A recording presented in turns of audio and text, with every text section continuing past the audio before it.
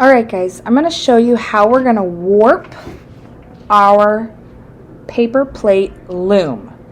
And so you should have 17 marks, so 1 through 17 on your paper plate. And then we have cut little slits into each of these marks.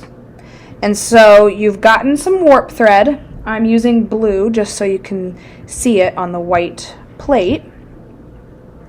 And what we're going to do is you're going to take the tail of one end and we're just going to place it into the first slit. And for you guys, you can just pick whichever one is your first one. It doesn't really matter.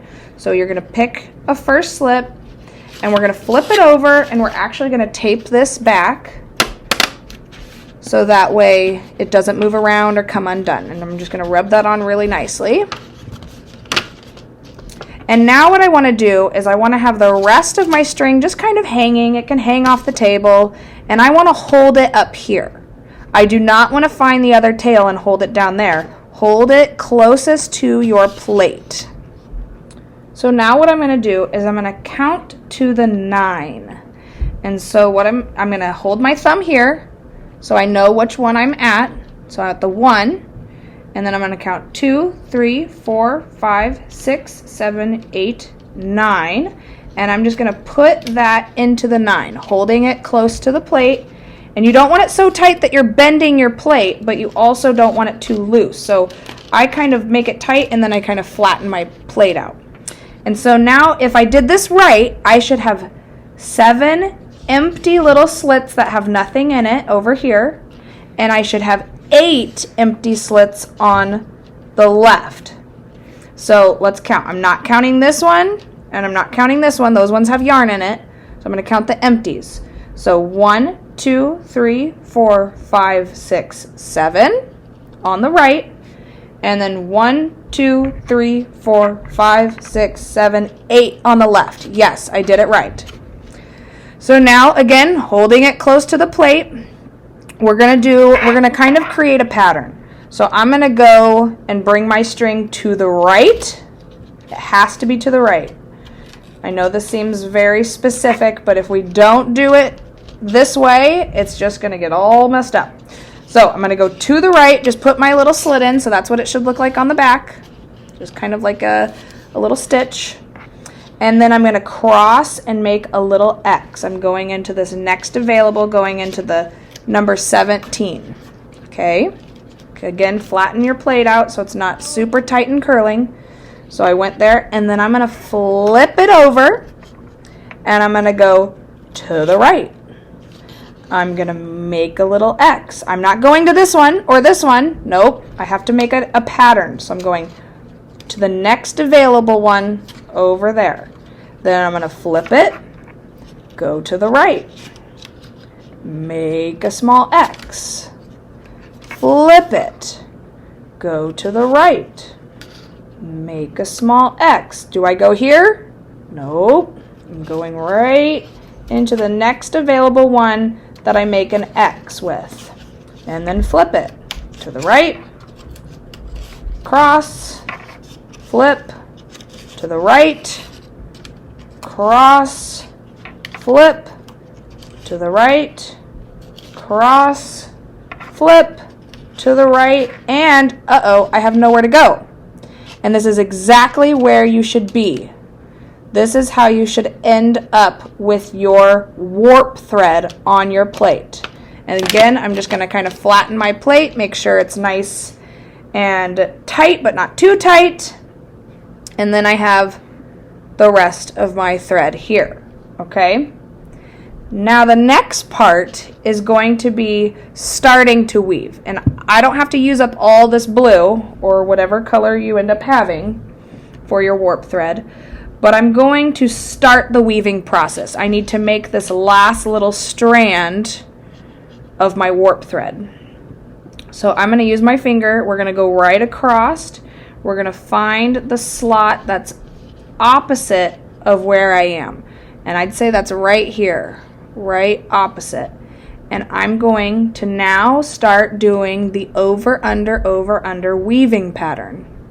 I'm going across, Gonna go under that one on the left, over the next one, under, over, under, over, and I don't go all the way around. I'm just going to go about halfway, and I'm going to pull, pull, pull until it's nice again and tight, okay? And then I'm going to bring it so that way this is in the middle. I don't want to pull it too much to where it's going down one side or making my plate tight, but right in the middle. And this beginning part is a little tricky because it's hard to see where you left off, but we have to keep the pattern going. And so if you can see, I'm actually under this warp thread, which means the next one, and I can turn my plate.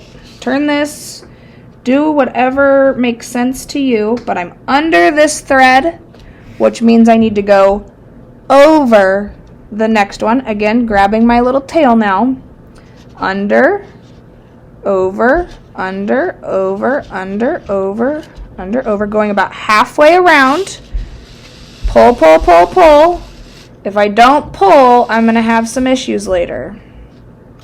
All right, I'm going to keep doing this, checking where I left off. Sometimes I pull up on my warp thread to see which one I'm getting caught on, and I'm like, oh, yep, this one, I'm under it. That means I need to go over the next one.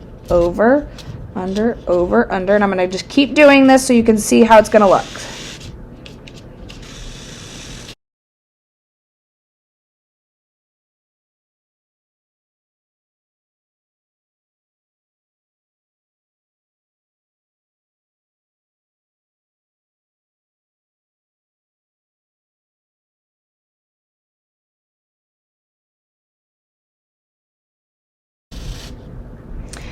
And then there are times where this might get stuck. It might get stuck in one of your little slits here.